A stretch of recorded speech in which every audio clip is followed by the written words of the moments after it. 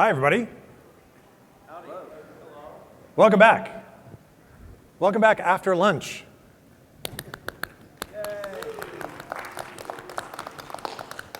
That was the hardest part of the day, was getting lunch, getting through the lunch line, and getting the dessert, and getting drinks, and getting back up here on time. So thank you for doing that. This session is one that I'm excited about, not only because I'm a part of our government or public sector special interest group. I know probably a lot of you are involved in government or public sector, so if you're not a part of that, please search the website for that stuff.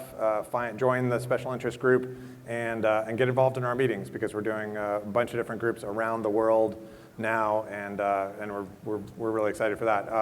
The folks you're going to hear from today have been supporting that group for a long time. As a former federal employee myself, I'm a satisfied customer of this agency, and so I'm very excited to welcome Al Himler and Dan Jacobs from the Office of Personnel Management. Thank you very much. Thank you. Thank you, sir. Thank you. Are we okay? Wasn't sure if all the thumping was my microphone. I got a fat head.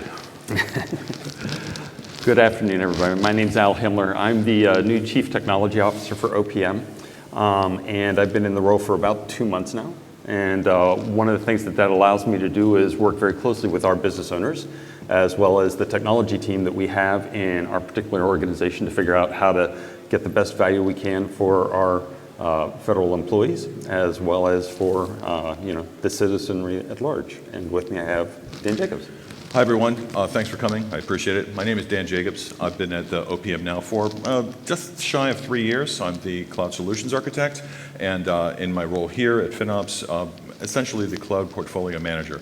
We are undergoing an immense transformation. We'll talk about that a little bit during our talk. And my principal role is to ensure that the director's intent for delivering better, faster, cheaper services to our customers, which are the entirety of the federal government and millions more annuitants who have retired and otherwise receive benefits, get their just desserts. So let's just start with a real quick question. How many people really know what Office of Personnel Management does or who we are? It's about a 50-50 maybe. Okay, so let's start with a real quick overview of OPM. So Office of Personnel Management is an agency in the federal government. Our responsibility is really being the human resources or HR component of the federal government. Now, all agencies have their own HR component that we work with. So one of the things we do is we provide a lot of the services and a lot of systems for being able to make sure that we recruit and retain the best and brightest in the federal government. But we also provide HR policy and personnel policy across the federal government. So it's making sure that everybody's playing by fair rules within their individual agencies. When it comes to our systems and the things, the services that we provide, OPM is responsible for making sure that we've got the systems to recruit and find the applicants that are interested in applying for jobs. So anybody that's applied online to USA Jobs, you've used one of our systems from OPM. We also have the systems for managing those personnel once they're in place, whether it's for doing personnel reviews or learning about what's going on in their agencies. We have a USA Learning system as well. And then whenever people are getting ready to retire, we have the systems in place for them to apply for retirement, get everything calculated appropriately. And get their payments. So all the retirees can get their payments on a monthly basis. Apparently it's not working. Sorry, technical difficulties. Wouldn't you know? It happens on this one. Yep. Yeah. Just for someone else.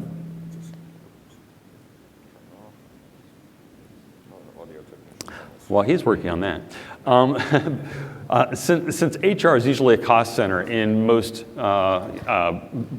both private and public arenas, we have to make sure that we are performing at a high level and be able to explain what we're doing with the funds available to us.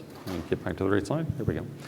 What we're doing with the funds available to us. So our FinOps team really plays a pretty critical role in making sure we know what funds we've got available and how we're using those funds. So in this talk, we're going to explore that a little bit, but we're also going to talk more specifically about how FinOps is playing into the design of systems, working with the engineers to try to move some of our processes closer to the front as we go forward. Okay?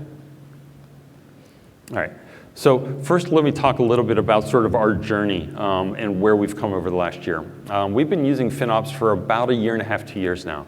I was able to come here last year and speak a little bit about our FinOps and the work that we were doing.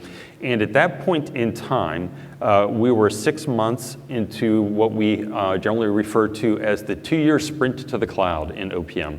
And that was a vision that was put forward. I am going to struggle with this thing, aren't I?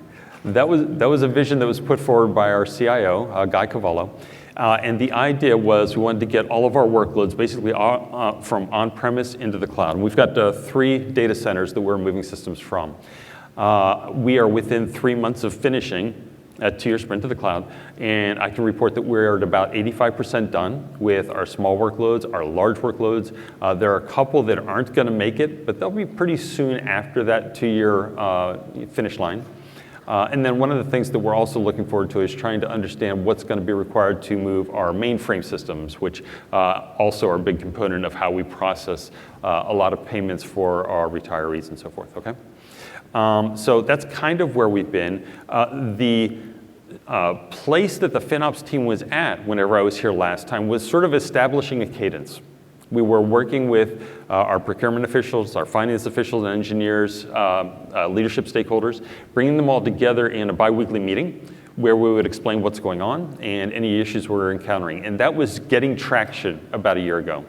As of now, it is kind of the go-to meeting. So every 2 weeks we get together here and we talk about all those issues, whether they're procurement related, and we're going to talk a little bit more about procurement activity, or whether it's something that the engineers are encountering, whether it is areas that we've got cost growth that we didn't anticipate. And so it really has become a fundamental just meeting place for everybody on that bi-weekly basis.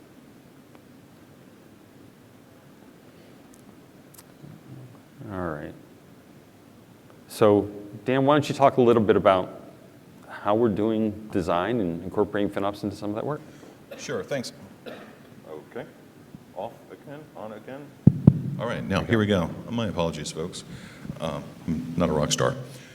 So in our evolution, really where it starts is governance, at least in my world. I have a long cybersecurity background, and I very much appreciate the role of governance. And so it really starts at the OPM's strategic objectives. 2.5 specifically says that we're going to provide an enterprise approach to how we do things.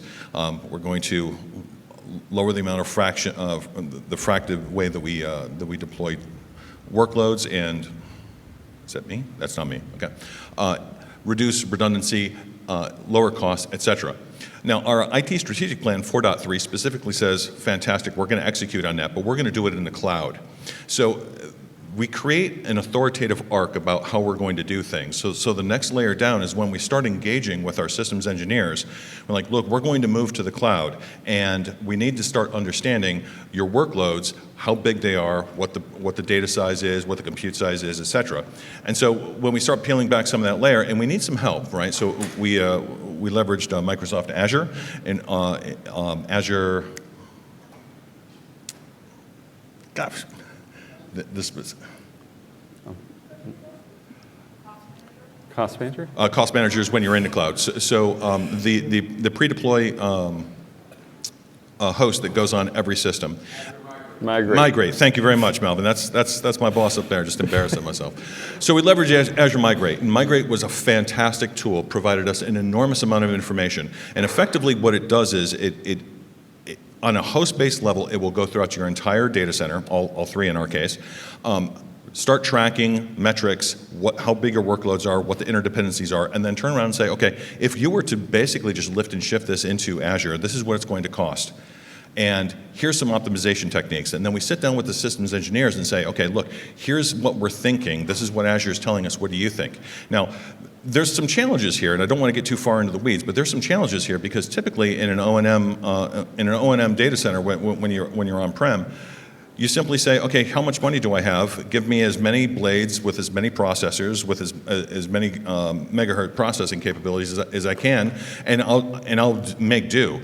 Well, you're incentivized to say, give me the biggest. And when you go to your cloud service provider saying, give me the biggest processors you have and as many as you can afford, that's not going to work. And so where FinOps steps in and says, okay, look, we are not seeing that you're actually utilizing all of those processors efficiently. Let's start talking about what removing some of that and co-locating on the same processor, et cetera, works like, and now we have an efficiency conversation. And so that really is kind of the inject of where system design goes in. And then you can go past the processor into data. How much do you use your data? Do you have to have it at the highest availability every single time? That's an enormous amount of cost. Can we ship it to a lower availability zone, things like that? And so that really began the conversation. And that was kind of, it initiated as part of application rationalization. I'm assuming most of the folks in here understand the terms that we use in .gov. So that started with application rationalization, but I'm here to tell you folks, it's not going to end there. We're going to basically be doing the exact same thing when we get into the cloud, because with our 2-year sprint, we didn't have the time that we needed to re-architect all of the systems to make it as efficiently as possible. So we just took notes along the way, and now after, Q2, FY25, we're going to start again, and we'll be doing the same thing. And so it's going to be a continuous improvement on the systems design side over and over, and FinOps is going to be at that table driving that. Sorry, that was really long. No, it's good, but do you have a design example or a system in mind where we put this into effect? So when you did your intro, you talked about USA Jobs. USA Jobs is effectively OPM's largest brand. It's not our largest application, but it definitely is our largest brand. And so when you're dealing with millions and millions and millions of resumes, an incredible penetration across the market space, all of .gov and anyone who is interested in it, it becomes really important. Folks are like, look, this is an important system. We need to treat this correctly. Can't we just kind of let us do it our own way? And it's like, I'd love to let you do it your own way, but we really cannot afford to loosen the chain so that when you go into the cloud, all of a sudden we're spending 2 or 3 times as much. We have data, 10-year data from GAO and GSA that has shown that from the initial Cloud First policy to Cloud Smart, it's approximately 10 years. There was a $30 billion savings on behalf of the federal government by doing things properly. So we're not going to buck that trend. We're going to follow that trend, and we're going to support that trend. And so it was really difficult in the initial, but as soon as we brought the systems engineers online and their executives, and we begin to help them understand what the value proposition of moving to the cloud is. It's not just your COOP, it's not just your DRP, it's not just scalability, it's not just cost, it's all of these things and your ability to be resilient in the cloud. There began, I want to say, a better trust between us. It's like they understood that we actually had their best interests in mind because we were all working under the same banner of the director needs us to go to the cloud, and we need to do this correctly. So USA Jobs is a fantastic example, and pretty soon we'll have staffing in there as well. It's going to be great. No, that sounds good. One of the things that we wanted to talk a little bit about was also the engineers and how much experience they had in doing estimation when we started this. You've got to understand, when we got started, we didn't have cloud-based engineers. Everybody had been on-premise. And so a lot of the initial activity that we had was just teaching engineers how the cloud works. And so that was part of this 2-year journey. And it required making sure they had online resources available for that training, making sure they understood where the calculators were, how the calculators worked, making sure they took into account as much as they could, not just in terms of compute and capacity, but also in terms of ingress and egress and the size of managed instances that they wanted to have. So there was a lot involved in just the education process to get us to where we were. Once we got to that point, then we could have intelligent conversations between I'll call them the newbies, the engineers that were just getting up to speed, with that core team of cloud engineers who actually built the infrastructure for us. Because they could then direct, working with the FinOps team, direct and have meaningful conversations about how something is being engineered and what is the most effective or efficient way of doing that engineering in the first place. So. You want to talk a little bit about the role of the FinOps team in the design process? So, in the beginning, I mean, what Al was saying is absolutely true. 3 years ago, we didn't have any cloud at all. I mean, we didn't have an instance. And 3 years later, not only do we have our instance, it's ATO'd, it's secured, and we are 3/4 of the way through a sprint to the cloud. Our folks have been run absolutely ragged. During that time, we've also stood up SAFe, Agile Framework, and FinOps. And these are all new things. And I just want to say, shout out to the boss in the corner, not because he's there, but because it's real. We did this with almost zero funding. This is all self-funded ourselves, right? So this has been a very difficult and painful process. So when we say, what is the FinOps role? FinOps is one of many folks, many folks who are at the table. And I think the cost conversation and the value that the FinOps team brings to the table is one of the things that resonates the most. I would say maybe cybersecurity is up there, right? So if you can speak eloquently on how to secure your workloads, that resonates very well. But also talking about the cost, it eliminates an enormous amount of that fear, uncertainty, and doubt. And I think it really begins that relationship that I was talking about earlier, where there's a trust. It's like we are talking to our customers about how it is that we are trying to improve their customers' experience, and it's going to be from a transparent perspective where they see exactly what the costing is. And if we can deliver it to them on time and on target, they begin to say, okay, well, maybe we do need to do this. Maybe there is an incentive. Maybe I can go forward. It's not all sunshine and fuzzy kittens, but it is certainly a better way to operate our business. We were able to also put 2 design processes in place that sort of enabled a lot of things. One of the things that we did is we put a process in place called intake.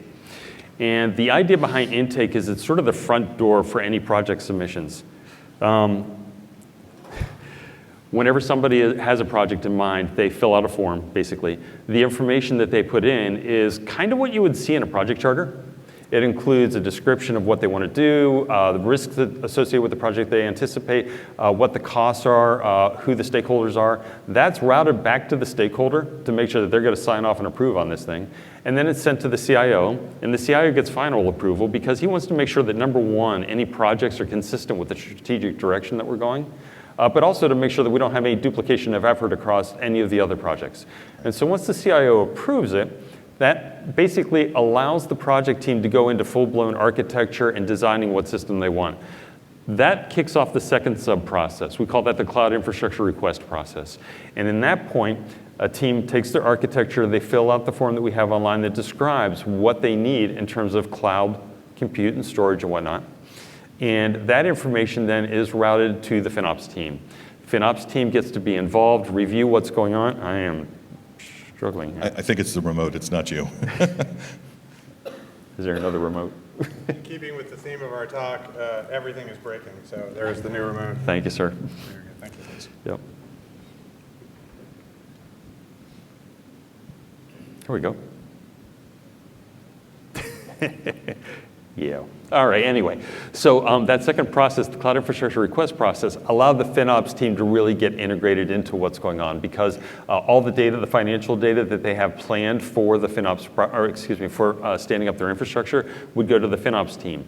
And the FinOps team could have a meaningful conversation with core cloud engineers as well as the project team to make sure that we were going in the right direction, but also allowed us to put our guardrails in place so that whenever any cloud costs started to come into our monitors, we can make sure that we're going to be within those guardrails.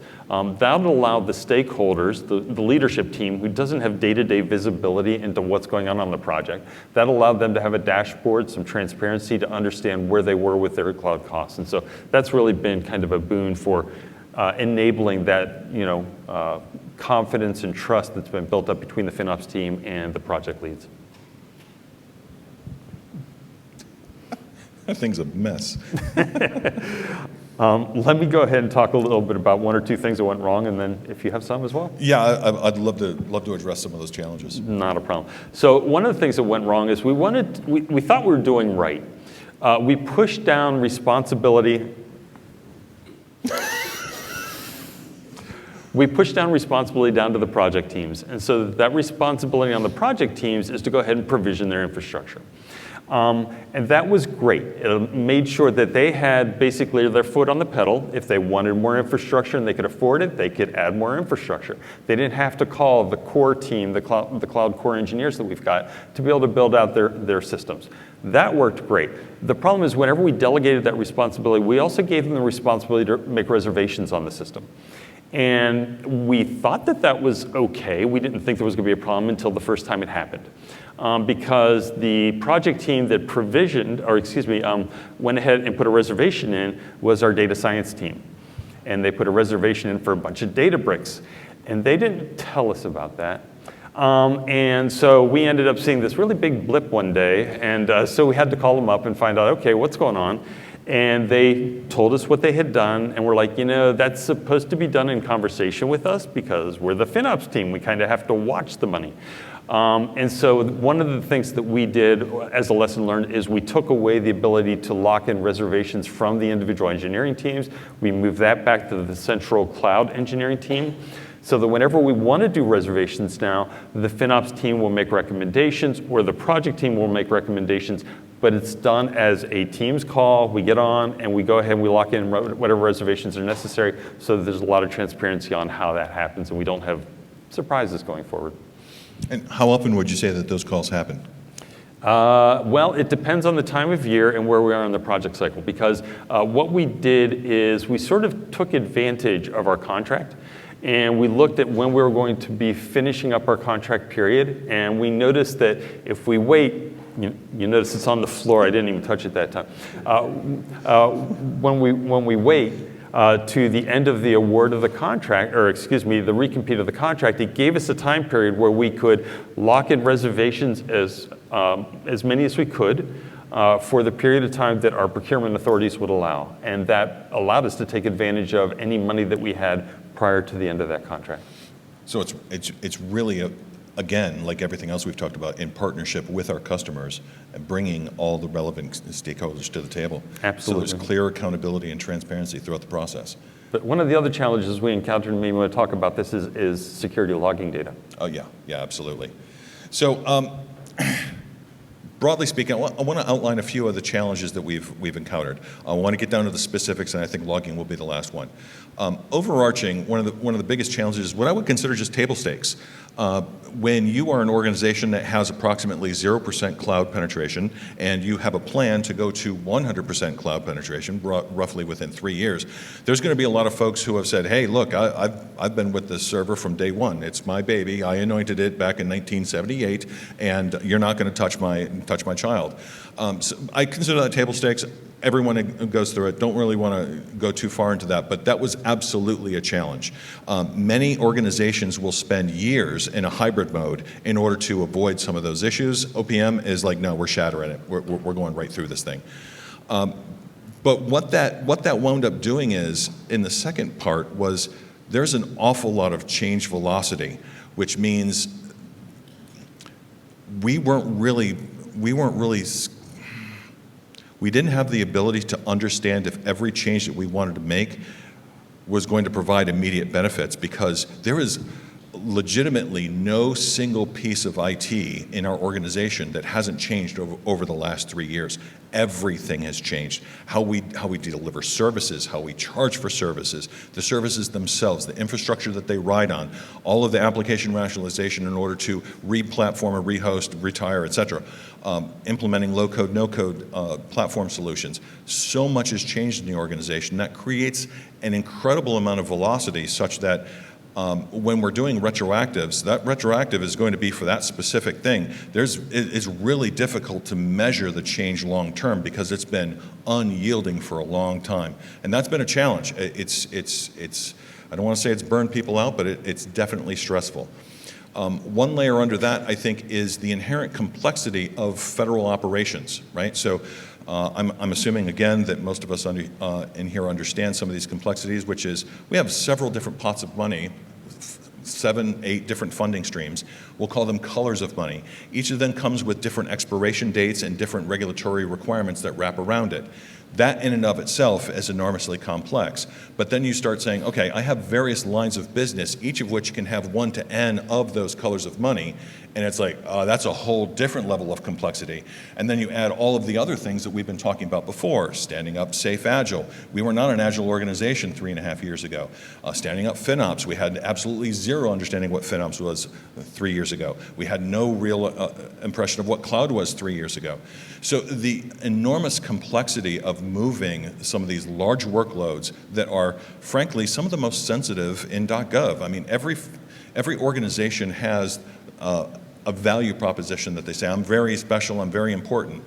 No problem, I got it. We're all special in our own ways. But retirees don't get a check if we don't do our job properly. That's pretty darn important. We run healthcare, we run HR. People don't get hired if we don't do our jobs properly. And that applies an enormous amount of stress.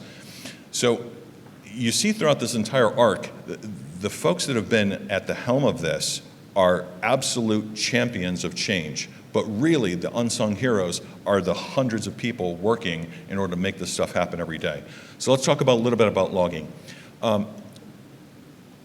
In the middle of our cloud journey, we got M2131.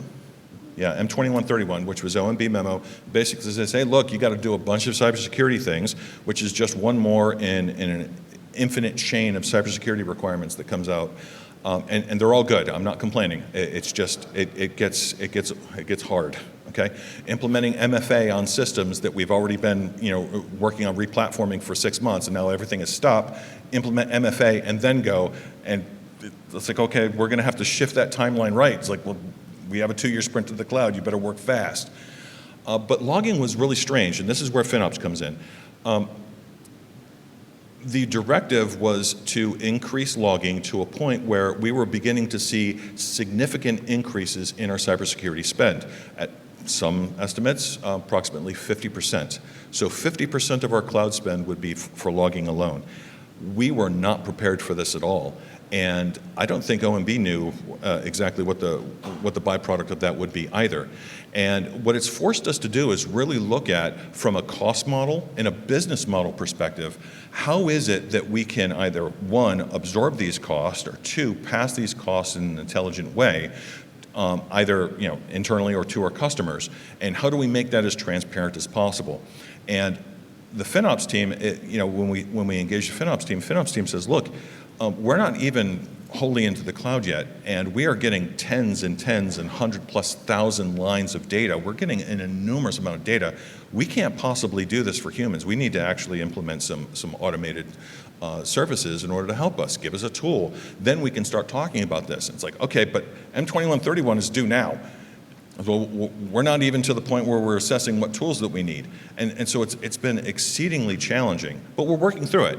And I think that the conversation that we've had with some of the folks in the room, and Melvin's leveraged the FinOps Foundation, we have found that there's other organizations and other folks, and indeed other government agencies, who have come up with very similar challenges, and now we're getting the benefit of that communication. So if you take anything away from my long monologue, I'm sorry, don't stop talking to each other, because none of us have unique problems. We all might think it's unique, but as soon as you talk to someone else, they're like, you know what, I have a similar issue. You talk to them, and all of a sudden, we now have a way forward that we hadn't really considered before. And so I think, I don't want to talk about what the end is going to be on that, because we're not quite there, but I'm pretty sure that we have like an 80% resolution on how to move forward. And it all started with FinOps broaching that conversation. Hey, look, we got a problem with our logging costs. Let me pick up on one of the things you touched on, because I think it's pretty relevant. So in procurement, we do have that color of money problem, which basically means we've got money coming in from a number of different sources. And one of the things that was a sensitivity very early on is we were pulling all that money together into basically one pool on our contract, so that we could spend for all of our spend activities that we've got going on. And one of the largest programs said, we're a little concerned. We're afraid that some of the other smaller programs might be using our money, and we just will never know about it because they might be overspending, and how would we know? And that's kind of what the dashboards and the transparency came out of. But when I was here last year, we were getting ready for a new contract recompete with our cloud service provider.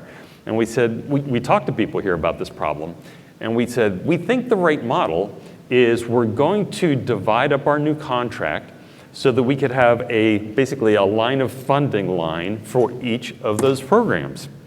And we talked to a couple people and said that'll give us about 30 or 40 lines within our contract that we have to manage to. And one lady, and I wish I knew who she was and her name, she said, done that, been there, don't go there. And we asked her to explain. And she said, basically, by doing that, you're incredibly increasing the complexity associated with any invoicing you're doing, any negotiation you're doing with the cloud service provider on a particular line, if you want to add additional SKUs to a particular line. She said, it's ugly, just don't go there.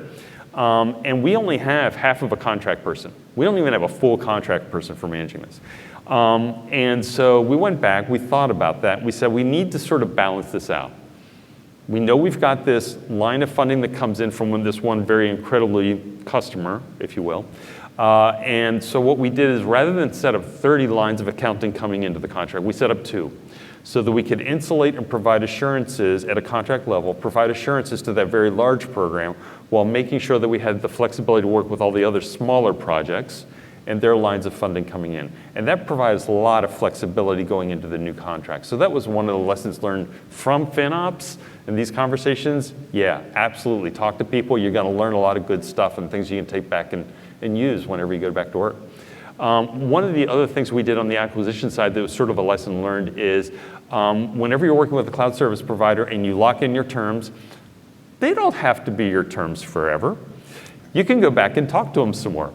And we have found by being savvier buyers, if you will, and working with the cloud service providers and being aware of what they're advertising as new incentives, you can take advantage of that and have meaningful conversations even in the context of an existing contract that will help you lower the rate.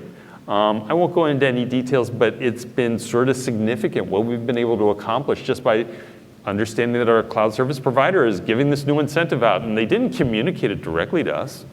We just had to have a little bit of market insight and be in touch with other people in agencies across the federal government to talk to one another and to try to figure out, okay, how can we take advantage of some of these things? Absolutely. Want to talk about the adaption? Sure. Well, every time you touch that thing, it goes back. I'm afraid to go. Yeah. Go ahead. Okay, so one of the questions we wrote out was, were our systems engineers able to adapt, and how specifically were they able to adapt during this time of change, specifically with FinOps? And OPM is in a really good place because we have complete buy-in from our executives, and what they wound up doing is essentially buying ESI, so Microsoft's Enterprise Skills Initiative, and open up training for any of our 2210s in order to get certified. Now, if you're familiar with the DoD, 8500 basically says, based on the level of your access or your permissions or privilege, there has to be a professional certification or training associated with that. And we ran very close to that type of model and said, look, if you need access, privileged access into the cloud, whether it's just a dashboard or Active Directory, you're going to have to show that you have a minimum level of training associated to that. So ESI basically says you can take the entire milieu of Microsoft training for free. And they said, well, okay, well, what about certification? That actually costs money. Well, no problem. We all have IDPs, at least in .gov. We have IDPs. You simply put down, I want to train, I want to get my cert, IDP, supervisor signs off on it, and boom, you get funded out of training funds. So OPM made it very, very easy for us to get spooled up really quickly on the skill side. The second part is, there's 3 really. The second part is we took a lot of time to create BPAs for our specific core businesses. So we have bulk purchasing agreements for Microsoft and enterprise services. We have one for digital services, et cetera, et cetera, et cetera. And the idea was, of course, is that we knew that in our journey to the cloud, we weren't going to have an enormous amount of time to go through the entire procurement cycle. I mean, raise your hand if you love procurement. Yeah, I thought so, right? So trying Put to that hand down. trying to I think they're right now. Trying to remove some of those barriers to the velocity that we wanted to maintain, and we were pretty good at that. And I think the last part, let's see, I wanted to talk about the training, the BPAs, and also bringing in service provider support. Like say, for instance, from Microsoft. We're a big customer of Microsoft, and Microsoft has, in many times, bent over backwards in order to provide us CSAs, so Cloud Solutions Architects, that can embed with our development teams in real time, and not just kind of like be available on a call, but actually side seat some of this stuff. Because, like Al said earlier, we had no real understanding of how to leverage cloud services, and so we brought Microsoft in at very low or even no cost in order to help support our move. So this is how we adjusted our our engineers in order to provide cloud services in a really rapid fashion. I mean, it's training, remove the barriers to procurement, and of course get subject matter experts in to side seat with us. That's great. Just wanted to take a minute and talk about looking forward, and then we'll take any Q&A. Looking forward, there's a couple of places where FinOps is really going to be critical for us. Modernization. For those of you that don't know, OPM is still really, really paper-based. We have this cave in Western Pennsylvania that has annuitant retiree records for about 100 years. It goes back a long way.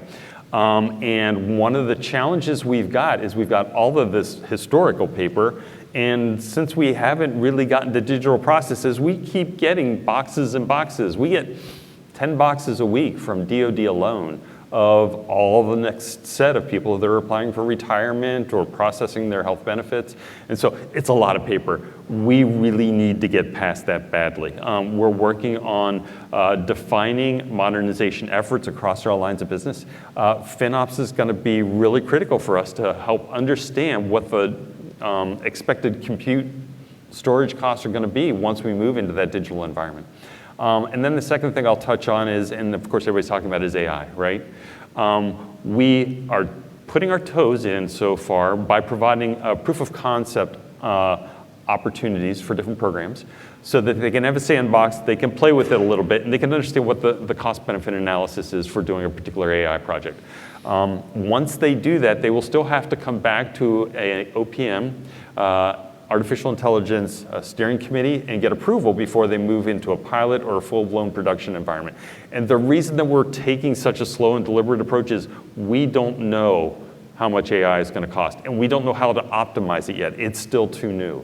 And so we're taking kind of this wait and see, examine, monitor, measure how much these compute resources are going to cost or storage costs are going to cost, so that we can then extrapolate out using some of the great formulas and things that we've picked up here this week, so that we can get a good estimate of what it's going to cost if we move into a full-blown production capacity with some of these capabilities. Yeah, and speaking of estimate, one of the things that's kind of stuck in my craw, I've got to go procurement again, sorry, it's a mess. I can't buy 3-year RIs. Why? Well, the FAR says, great. So my way forward is, I want our FinOps capability mature enough to make a real, legitimate, no-kidding case, not for OPM, but for .gov, to go to OMB and GSA and say, the FAR needs to change. We are spending way too much money for this. DOD too, let's change the DFAR as well, because if I can't buy 3-year RIs, we're spending probably writ large across .gov and .mil tens of millions of dollars that we don't necessarily have to. I want to build that business case, and if you're willing to help us, give me a call, because I'm serious.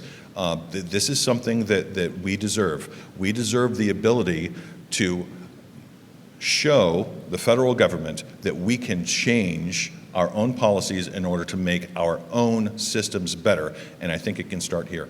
So that's my way forward. With that, I think we've got a couple minutes. We'll take any questions from the audience. Point them all to Al. He's much smarter than I am, please. Did you guys figure out a way to reduce your logging costs? Because we saw, I work for state government, we saw logging costs was kind of like our highest expense. Yeah, you're not going to believe this, but the answer was ask. We went back to our cloud service provider and said, we're not getting a lot of value by having these logs until there's an incident, or until we have to, they don't provide value to the business line that actually they're being logged for. And our cloud service provider was sensitive to that. They went back, they listened, and they came back and said, let's see what we can do about that. So Which cloud service provider? we use Microsoft for Which provider? Yeah, it's Azure. Microsoft Azure, yeah. Yeah. And so that ended up helping us. But I'll go a step further. Our cybersecurity team is a savvy crowd. And they have been working diligently to understand what logs are the most important logs too. So they're prioritizing high-value assets, HVA systems first.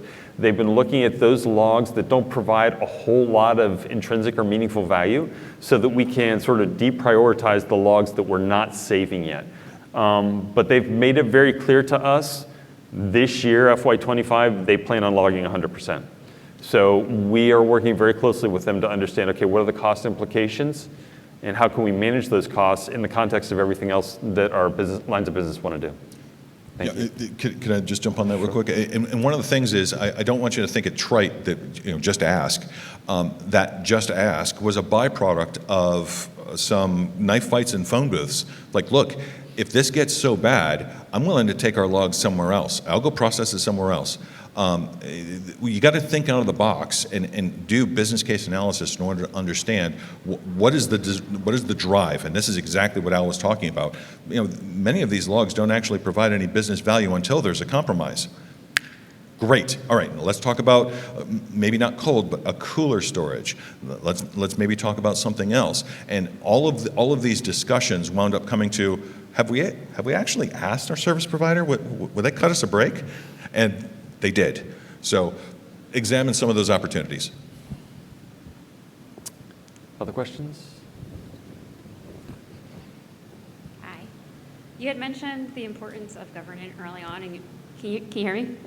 Yeah, Okay. go ahead. The importance of establishing governance early on in your cloud adoption. What policies did you prioritize first, and how did you develop them? Was it more from a bottom-up approach or from a top-down? Right. Well, we had a lot of. I'm sorry. I'm just kind of, because governance is like my thing. Sure. I love it. We had a lot of discussions on this, and my driving factor is governance should empower people to do the right things. And that's why I introed the conversation with, here's the OPM strategic objective. Here's our IT strategic objectives. And here we are trying to implement that. And can we generate policy that empowers folks to do the right thing without them having to say, Mother, may I, all the time? And that one thing alone can free up an enormous amount of work on the back end. And so, to your question, what did you prioritize first? Well, okay, let's stand up a CCOE, a Cloud Center of Excellence. Let's populate that Cloud Center of Excellence along certain business lines, DevOps, platform engineering architecture, and at the time, cloud migration and onboarding. And let's empower them to do their jobs, to move across business lines so that, the supervisor over here already knows the supervisor over here that these two folks got to talk, and they're going to talk, and we're not going to be asking. It's simply going to be, hey, I have policy that says we need to work together to do this. And we built cross-line teams so that we had various lines of business at the table in order to accomplish the same thing. That's enormously powerful. Many times you'll find people just simply saying, I don't report to you, you got to talk to my boss. We eliminated that right up front. In the keynote this morning, the one speaker from Disney talked about blowing things up and sort of starting over. We were more organic about it. But if you look back from where we are now to where we started, oh yeah, we blew it up. Yeah, everything's different in terms of how we talk, who we talk with. Whenever we're trying to do things, it is really a team effort. Did we go into it thinking we were going to be blowing it up? No. But that's, if you look retrospectively, that's kind of what ended up happening. Somebody was over here. There you go. Seems like there was a lot of analysis that had to kind of get involved here. How much of this was cloud native tooling and things that you all were creating, and was there a reliance on third-party tooling for this, or was this all data that you were processing in-house? Go ahead. I barely heard the question. Was it cloud native tooling, or did we do third-party tools to get us to where we are? It was both. So like I said, with Azure Migrate, which I think is a fan-flippin-tastic tool, if you're going to, and whatever's on the Amazon side, same thing. That really, really helped because, I mean, take a look at what we're talking about. Every Microsoft operating system in every data center we have, I now have metrics on, and I have the ability to convert that into Azure and a funding line on top of it. This is what it's going to take at parity. And the longer that host runs, longer Migrate runs, the more information I get. Here's a real quick case in point. FEHB, Federal Employee Health Benefits.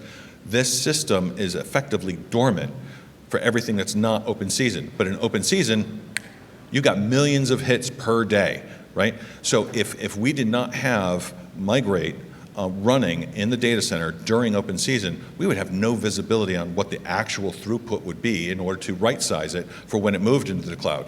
So native, if you can, there's fantastic benefits. The flip side is we don't have any of that for the mainframe, and we had to get a contract with a vendor in and do a 6-month-long analysis that drove into, and now I know, like on a per-line basis, how much of my code is database, how much of my code is natural, how much of my code is COBOL. I know more about the mainframe than I ever wanted to, but there was nothing native to help me find that out, and I need that information in order to make intelligent decisions on what we're going to do. Am I going to emulate it in the cloud? Am I just going to leverage AI in order to create an 80% solution and then contract for the rest? Is there another solution where I can compile up to 90% and I can go from there? So it's really a hybrid, but we are absolutely executed on both. I hope that answers your question. Good question, by the way. Please thank you, Dan, and thank you, Al. Thank you, everybody. Thanks for watching. Check out more FinOps X 2024 content on our YouTube channel on the 2024 playlist. Support our channel by liking, subscribing, clicking the notification bell, and by leaving comments and questions for our speakers. We appreciate your support.